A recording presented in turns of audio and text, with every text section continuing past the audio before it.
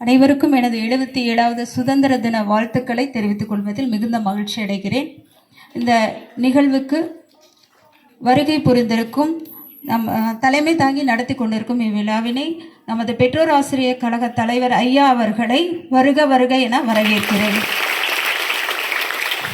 So நம்ம பெற்றோர் ஆசிரியர் கழக தலைவர்கள் நீங்கள் எல்லாம் புதுசாக வந்திருக்க மாணவிகளாக தெரிஞ்சுக்கணும். ஸோ நம்ம பள்ளிக்காக நிலம் கொடுத்தவர் எஸ்பிஎஸ் அப்படிங்கிற ஐயா. நம்ம ஹெச்எம் ரூமில் ஃபோட்டோ இருக்கும் பெரியவர் ஒருத்தரோட. அவருக்கு பிறகு பெற்றோர் ஆசிரியர் கழக தலைவராக கிட்டத்தட்ட 31 ஆண்டுகளுக்காக நமது பெற்றோர் ஆசிரியர் தலைவராக இருந்து வருபவர் நமது ஐயா என்பதை இந்த நேரத்தில் உங்கள் அனைவருக்கும் தெரிவித்துக் கொள்வதில் மகிழ்ச்சி அடைகிறேன். ஸோ ஏன்னா இங்கே எவ்வளவு அப்படின்னா இவ்வளோ வருஷமாக இந்த பள்ளிக்கு வந்து சென்று கொண்டு இருக்கிறார்கள். இந்த பள்ளியின் மேல் மிகுந்த அக்கறை கொண்டவர்கள். ஸோ அப்படிங்கிறது நமக்கு இதிலிருந்து தெரியுது. ஸோ அடுத்து நமது பெற்றோர் ஆசிரியர் கழக பொருளாளர் டாக்டர் குழந்தைசாமி ஐயா அவர்களையும் இந்த நிகழ்வுக்கு வருக வருக என வரவேற்பதில் மிகுந்த மகிழ்ச்சி அடைகிறேன். மேலும் நம் பள்ளிக்கு நம்மளுடன் இணைந்து பணியாற்றி கொண்டு இருக்கக்கூடிய பள்ளி மேலாண்மை குழு தலைவர் மற்றும் உறுப்பினர்கள் அனைவரையும் இந்த நிகழ்வுக்கு வருக வருக என வரவேற்கிறேன்.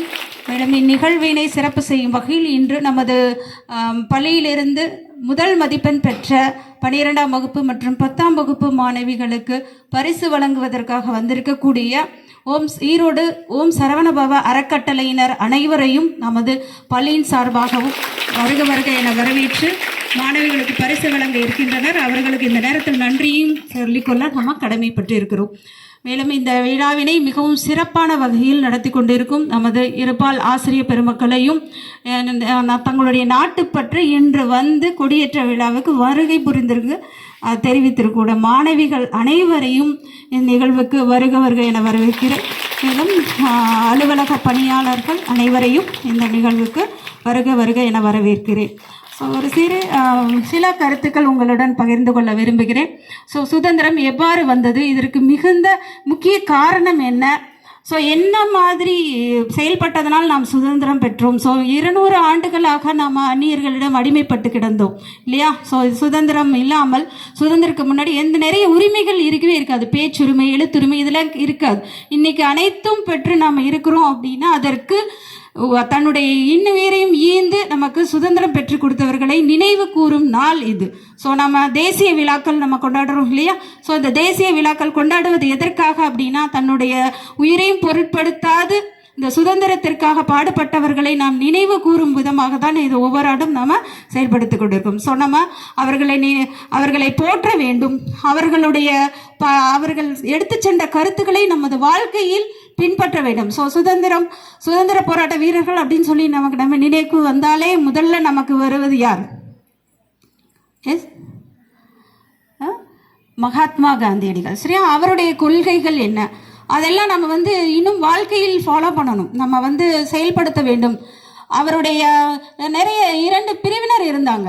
அதாவது அகிம்சை வழியில் போராடியவர்கள், வன்முறையில் போராடியவர்கள். இறுதியாக எதில் போராடி ஜெயித்தாங்க அப்படின்னு சொன்னோன்னா அகிம்சை முறையில் சுதந்திரத்துக்காக பாடுபட்டவர்கள்.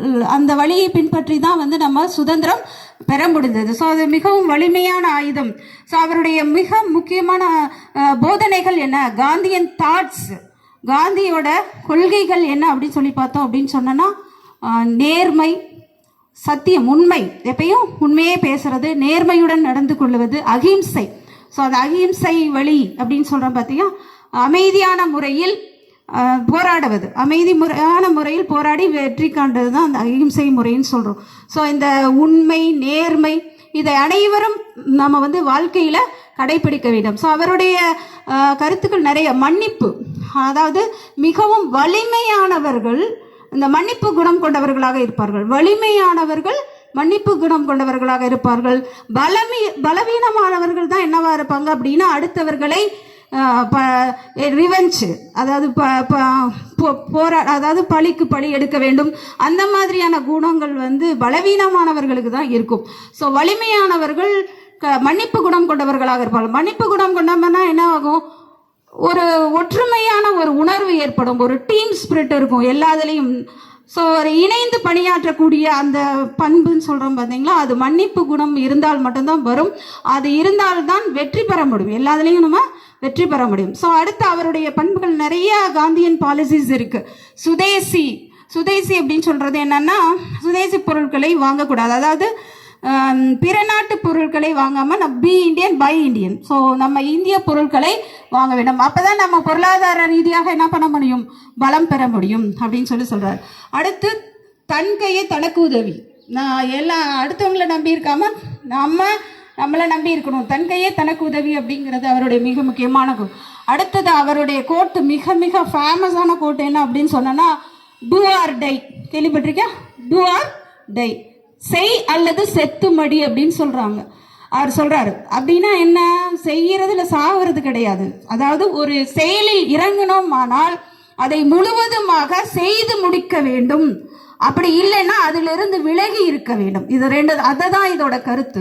டூ ஆர் டை அப்படிங்கிறது செய் அல்லது செத்து மடி அப்படிங்கிறது என்னன்னா, ஒரு செயலை செய்யும்னா அதை என்ன பண்ணணும், முழுமையாக அதில் இறங்கி வேலை செய்யணும். செஞ்சோம்னா தான் என்ன பண்ண முடியும், எதுலையும் வெற்றி பெற முடியும். அப்படி இல்லைன்னா அந்த செயலிலிருந்து விலகி இருக்க வேண்டும். ஸோ இது அவருடைய மிக மிக ஃபேமஸான கோட்ஸ். சரிங்களா? அடுத்தது பார்த்தீங்கன்னா, ஒரு மாற்றம். நீ ஏதாவது ஒரு மாற்றத்தை விரும்புகிறாய் என்றால் அந்த மாற்றம் உன்னிலிருந்து ஆரம்பிக்க வேண்டும். என்ன மாற்றம் நினைக்கிறையோ அது எங்கிருந்து ஆரம்பிக்கப்பட வேண்டும், நாம் யார் நினைக்கிறோமோ அவங்கக்கிட்ட இருந்து ஆரம்பிக்கணும் அப்படின்னு சொல்கிறது.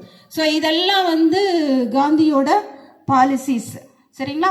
ஸோ இதை ஈவன் நம்ம காமராஜர் கூட ஏன் அவரை கருப்பு காந்தின்னு சொல்கிறாங்க அப்படின்னு சொன்னோன்னா, இந்த நேர்மை, உண்மை, உழைப்பு இதெல்லாம் காந்தியன் தாட்ஸை அவர் ஃபாலோ பண்ணனால தான் அவரை என்னன்னு சொல்கிறாங்க, கருப்பு காந்தி அப்படின்னு சொல்கிறாங்க.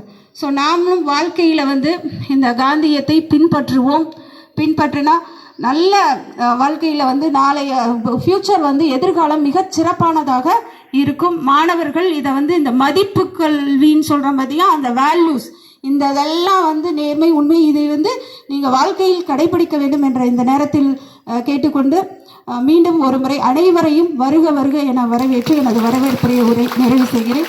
நன்றி, வணக்கம். நம்முடைய பேரூராட்சி மன்ற தலைவர் அம்மா அவர்களை வருக வருக என வரவேற்பதில் மிகுந்த மகிழ்ச்சி அடைகிறேன்.